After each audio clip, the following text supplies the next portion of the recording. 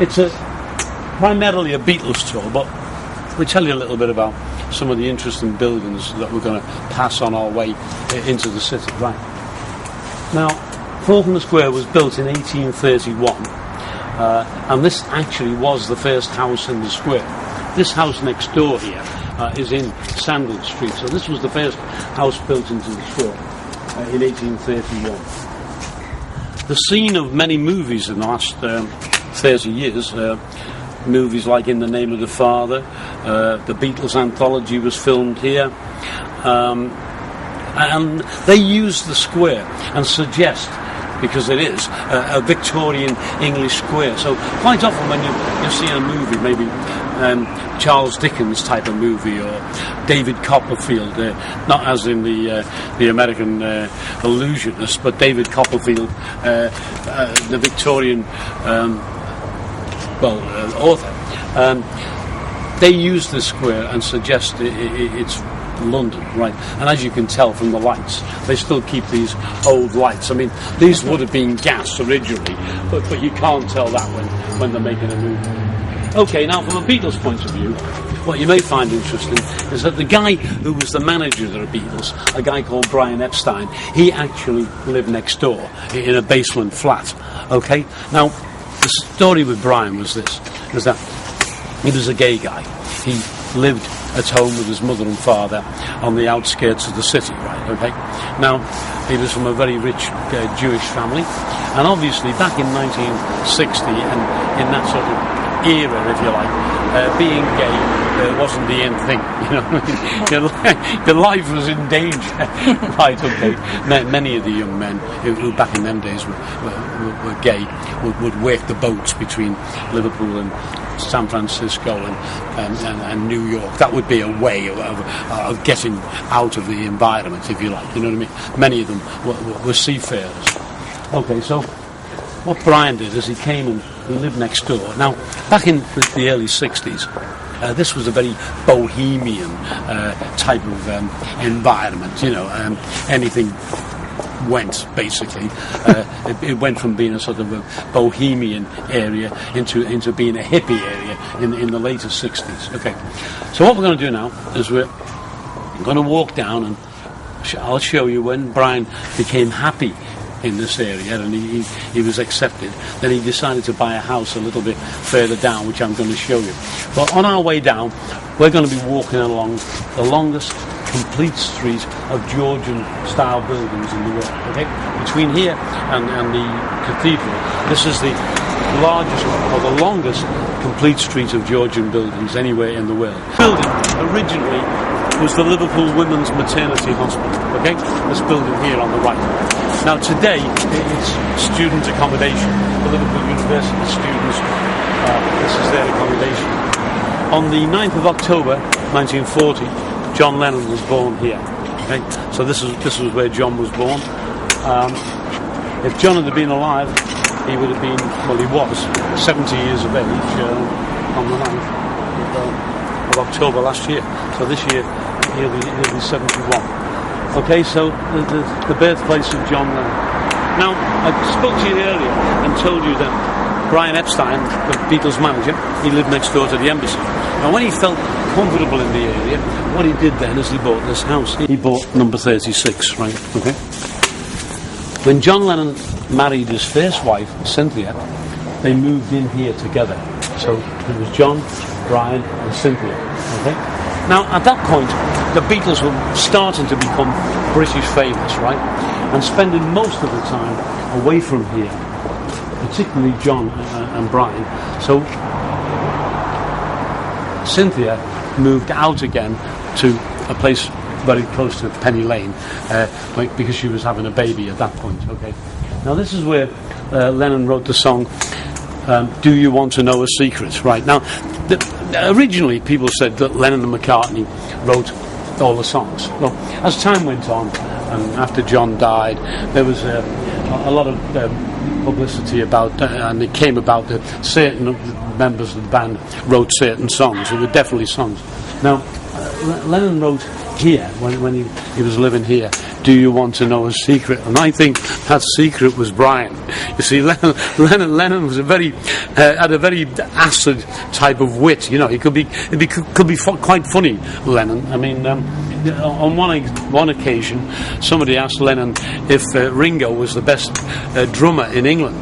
And Lennon said, he's not even the best drummer in the Beatles. Yeah. What was that? I haven't stood on a Beatle, have I? I hope I haven't killed a Beatle. No. Yeah, so Lennon could be quite a funny guy, Lennon.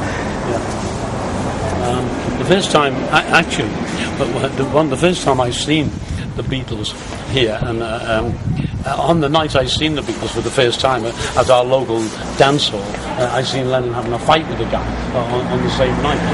So he could be very funny, very witty, very charming, and then there was a side to him that he could sort of take off, you know, very easily. You know. Right. Okay. What we're going to do is we're going to walk down now to the art school where John met his first wife, Cynthia. Our right is the art school, right? Built in 1825. This is the art school that John Lennon went to. This is where he met Cynthia Lennon, and also where he met Stuart Sutcliffe, the guy who, as I said before, loosely was a member of the Beatles while they were in Germany. Okay. While Lennon, Cynthia, and Stuart are going to the art school, George Harrison and Paul McCartney are going to the institute here, the Liverpool Institute. Now, at that point, they know each other. They know each other well, right? At that point. This is an interesting piece of sculpture here because, again, and it's in more modern times, if this building was built in 1825, if it was an art school, and people came from all over the world to the art school, then what they would have done is that they would have come along, and in Victorian times, they would have come by coach with a trunk, wouldn't they? As you went on to more modern times, they would have come along with these more modern suitcase ideas, and they suggested also that Paul McCartney came along with his left-handed bass guitar in a box like this. Okay? Who came here. There it is. It's cool.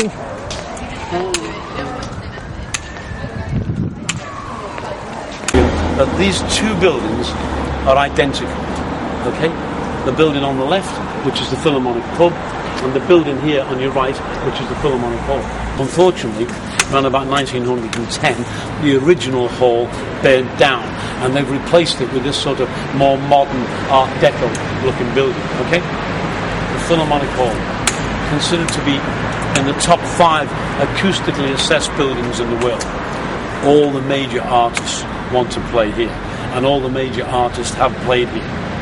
Frank Sinatra, Bob Dylan, Elton John, Bruce Springsteen, the Beatles, Ray Charles, anybody who's anybody has appeared here. Right, now, for those of you who has seen the movie Titanic, okay?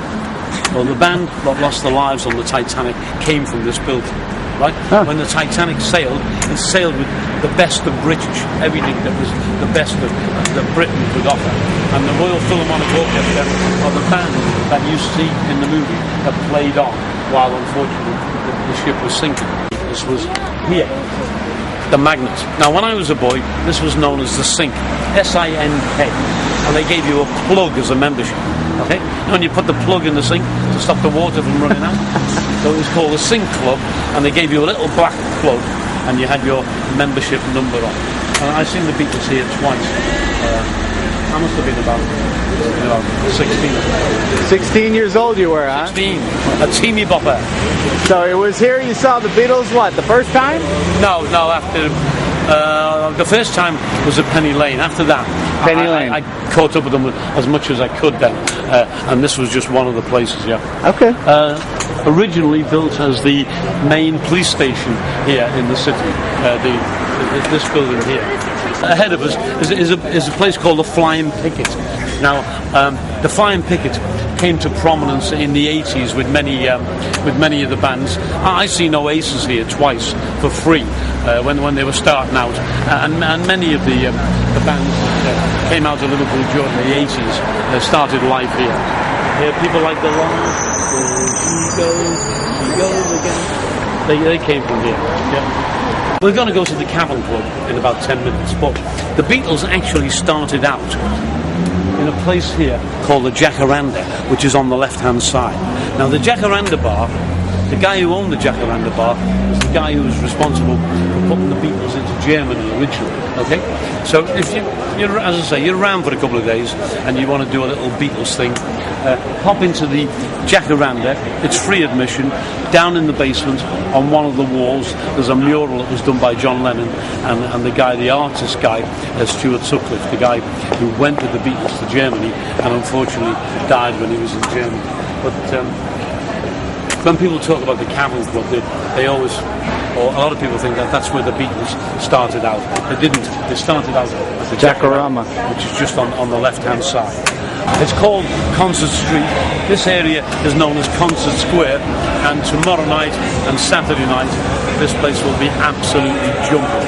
You would down it right in here. Yeah, you'll have girls and guys with the guys these days. What's very fashionable these days is for the young men to dress up like Richard Gere from an officer and a gentleman on the bachelor night out, and for the girls to be all sorts of things from policewomen to pink ladies and things like that. So it is rather interesting place of a Friday and Saturday. We get lots of girls and guys coming to the hostel and simply for that, you know, from Newcastle or from Birmingham.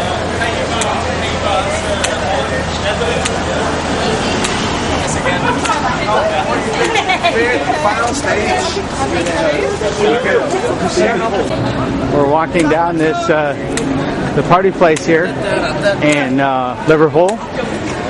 It's closed off from vehicles, and they got Christmas lights in the trees.